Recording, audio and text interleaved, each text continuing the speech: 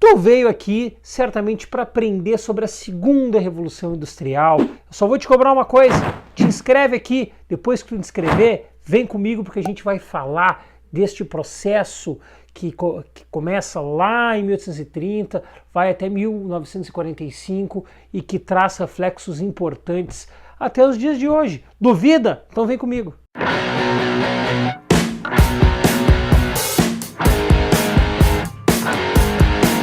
Fala, turminha, tudo certo? Hoje vamos falar da segunda revolução industrial que, como tu já deves imaginar, porque tu é um gênio, a segunda revolução industrial vem depois da primeira. Olha só, parabéns, cara, por essa grande conclusão que certamente tu teve, mostrando que tu é um gênio da historiografia, tu é uma espécie de Eric Hobsbawm da historiografia, mas feito aí esse pequeno elogio de graça, tendo em vista aí que eu não fui remunerado para te elogiar, mas tudo certo, vamos falar da continuidade do processo da Revolução Industrial. A gente já falou aqui no canal, no vídeo anterior, da primeira Revolução Industrial. Caso eventualmente tu tenha caído de paraquedas aqui e encontrou o vídeo da segunda Revolução Industrial, uma forte recomendação deste prof que vos fala. Volta lá, o videozinho está aqui em cima ou aqui do lado, enfim, sobre a primeira Revolução Industrial, porque como tu sabes, não existe história sem contexto histórico, então a gente precisa entender um pouco do contexto da primeira Revolução Industrial e entender a quais pontos ali influenciaram, né, a continuidade desse processo para a segunda Revolução Industrial, que é o momento em que algumas alterações do processo de Revolução Industrial vão acontecer. O primeiro ponto que deve ser destacado aqui é que normalmente quando nós falamos em revoluções que são do ponto de vista político, elas costumam marcar rupturas, né? Rupturas econômicas, políticas, sociais, culturais, de forma bastante significativa. Quando a gente fala da segunda Revolução Industrial, isso não é necessariamente uma verdade. Na segunda Revolução Industrial, ela não tem uma data exata, ela não tem uma liderança, ela é apenas um processo. E outro ponto importante é o fato de que o processo da segunda Revolução Industrial ele não significa um abandono, né, da primeira, mas uma continuidade. Nós temos ali, na verdade, o amadurecimento de muitos dos pontos da primeira Revolução Industrial que vão amadurecer, vão se aperfeiçoar ou vão se agravar, no caso dos problemas sociais, na segunda Revolução Industrial. Então, esse é um fator importante de entendermos que a segunda Revolução Industrial ela é definitivamente uma continuidade, ela é um prosseguimento aí de um processo, não é uma ruptura com a primeira Revolução Industrial. E essa Revolução Industrial ela vai acontecer ali entre aproximadamente 1830 e 1840, vai variar, isso também vai variar dependendo do local, isso vai variar dependendo das características em que esse processo vai acontecer, mas a gente coloca como data aproximada 1830, 1840 até 1945.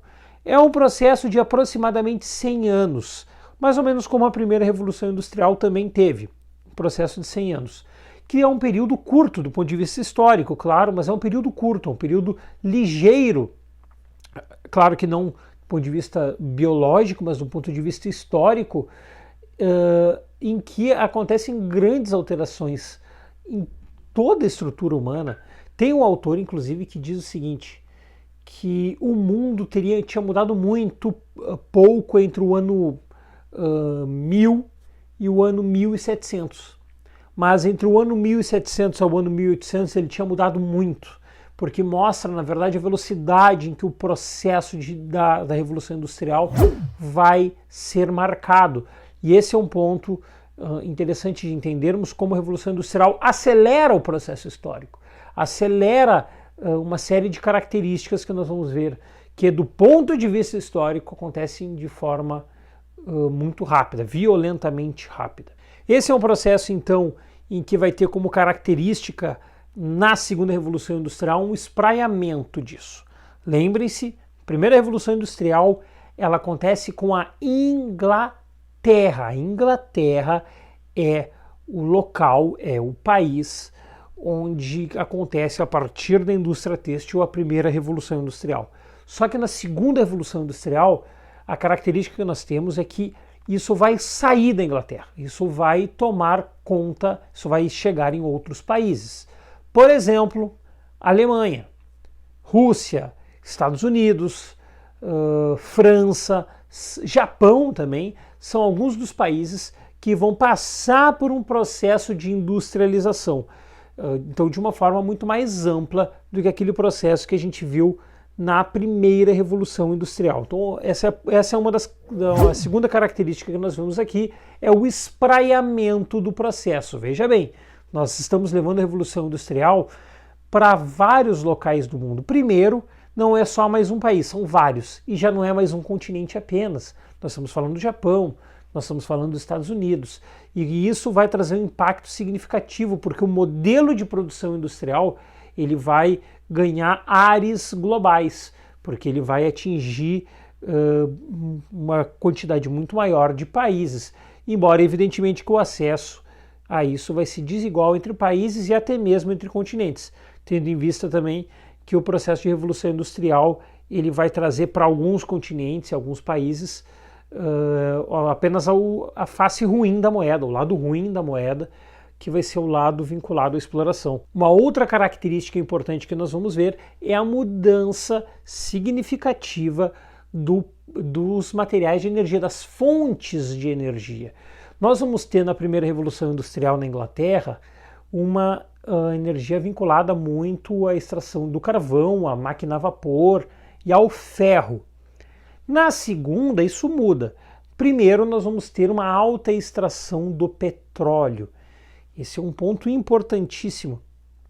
Na verdade, assim, o que nós vamos ver como característica nesse sentido é o fato de que vários derivados do petróleo vão estar presentes na na segunda revolução industrial, que normalmente a gente associa ali o petróleo à gasolina, ou a gente associa muito o petróleo, enfim, ao gás em geral, né?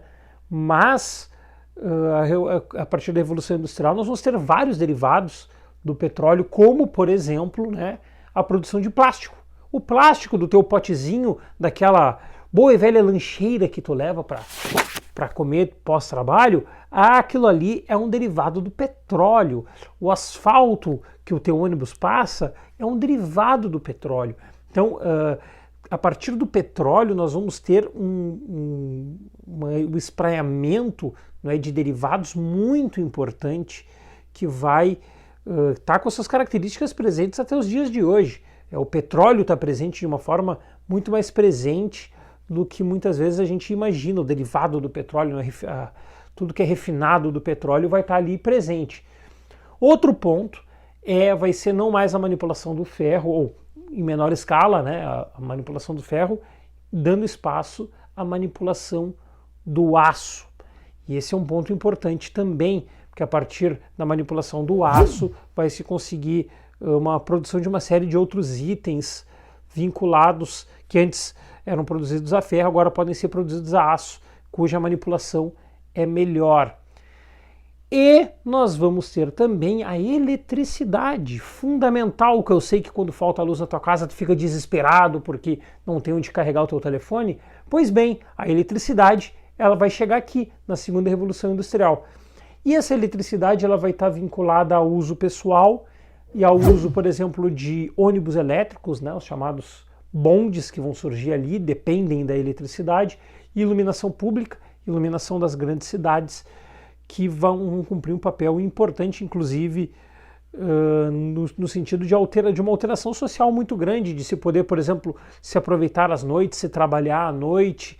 A vida boêmia que vai surgir no século XIX vai estar muito vinculada ao domínio, ao espraiamento de uma eletricidade e da iluminação, inclusive porque a iluminação elétrica também surge aqui, a lâmpada de filamento, que era aquela lâmpada amarelinha, está aparecendo agora na tela, ela surge neste momento, ela surge nesse processo, causando uma grande mudança, uma mudança significativa nos hábitos de vida.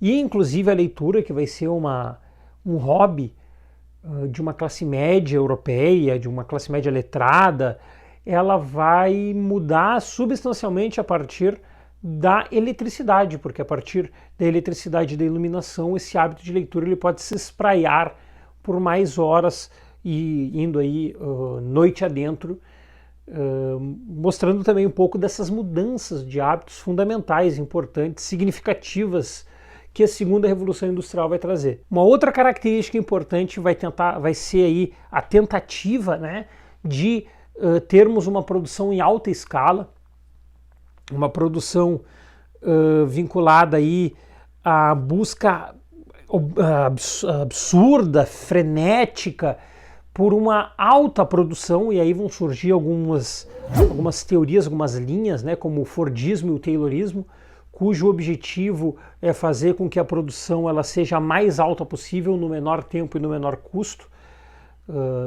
buscando aí esse ímpeto por produtividade, que vai ser a base, na verdade, até hoje, do sistema econômico pós-revolução industrial.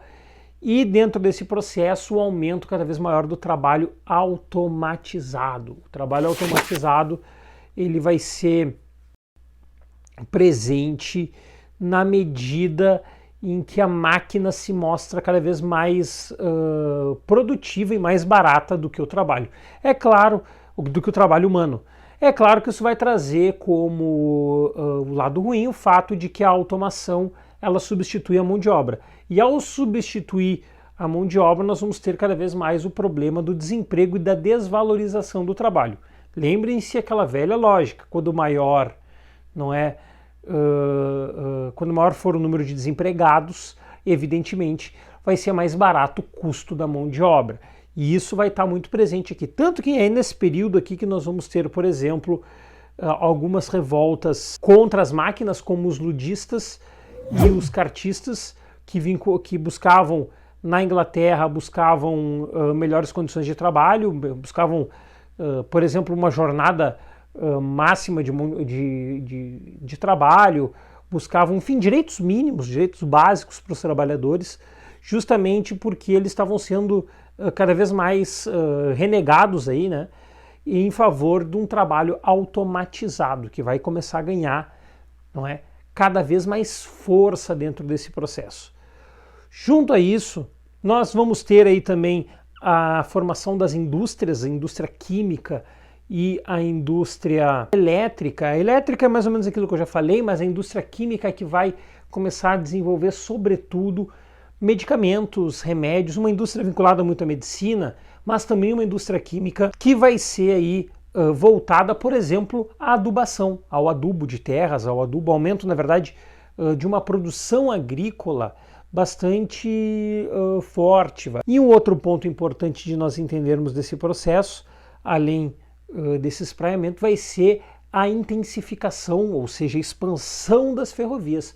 É claro que nós temos ferrovias na primeira Revolução Industrial, mas na segunda Revolução Industrial nós vamos ter as ferrovias praticamente espraiando ali toda a Europa, e isso vai facilitar muito o escoamento de produção, ou seja, vai ficar mais fácil mandar a produção para outros países, vai ficar mais fácil mandar a produção para a indústria naval poder fazer o despacho para outros continentes, inclusive, e isso se dá sobretudo pela manipulação também do aço. O aço ele cumpre um papel importante aqui, inclusive a indústria naval também vai fazer uma utilização muito forte do aço como pontos relevantes, pontos importantes nesse sentido. Inclusive, por exemplo, as ferrovias elas vão cumprir um papel importante para o desenvolvimento da imprensa, porque a partir dessa logística das ferrovias aí que vão estar presentes em todos os países quase da Europa, é que uma notícia consegue chegar no mesmo dia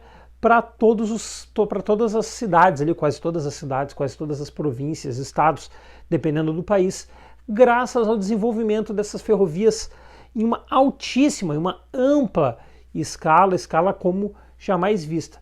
As ferrovias elas não têm, por exemplo, muita tradição no Brasil. Se tentou no século XIX com o Barão de Mauá algum projeto ferroviário, nós tivemos alguns. O Brasil é um país rodoviário, então fica um pouco difícil para nós imaginarmos, às vezes, a importância de uma ferrovia, porque nós não apostamos na indústria ferroviária. Mas a ferrovia ela é muito importante e ela foi fundamental. Na verdade, ela é até mais eficiente do que, por exemplo, uma estrutura rodoviária, como é o caso do Brasil. Bom, em geral, essas foram algumas das consequências. Agora vamos tentar entender quais são as causas, não é, desse processo. Primeiro ponto, a gente precisa entender que nós estamos falando ali de um contexto que está saindo das chamadas revoluções burguesas.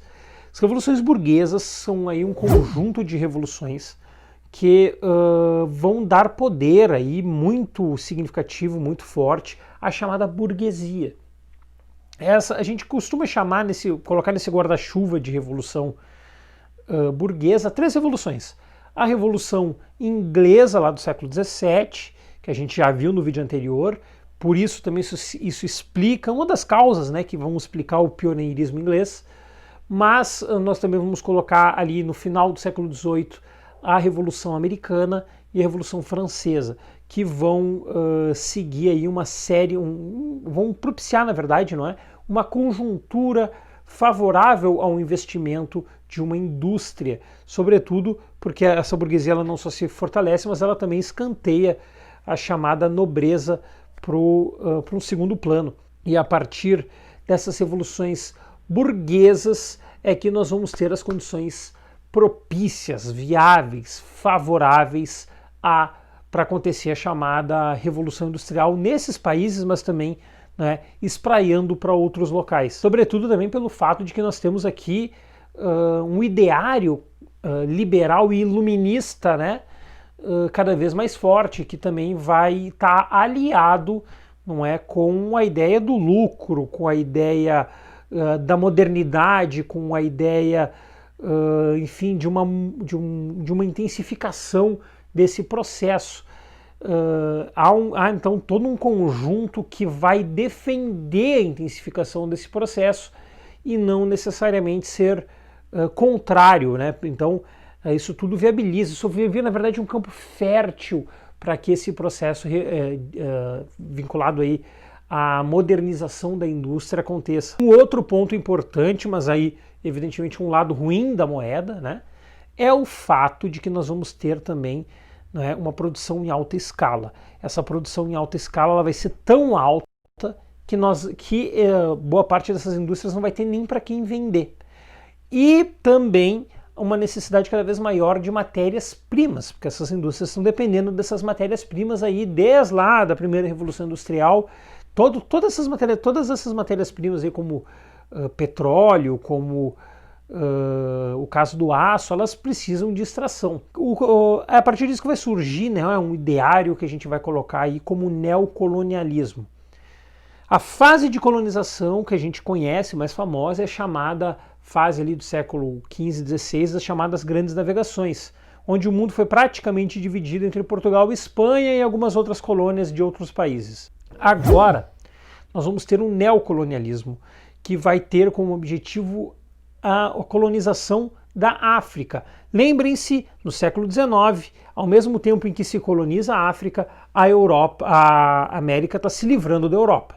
Então há uma neocolonização na África, ao mesmo tempo em que as colônias da América estão ganhando sua independência cada vez mais. O Brasil, inclusive, é um deles. O neocolonialismo ele vai ser uma reunião, né? Vai ser ali uma união dessas monarquias europeias que vão dividir a África, literalmente dividir a África. Tem charges, inclusive, sobre isso, em pedacinhos, como se fosse uma pizza.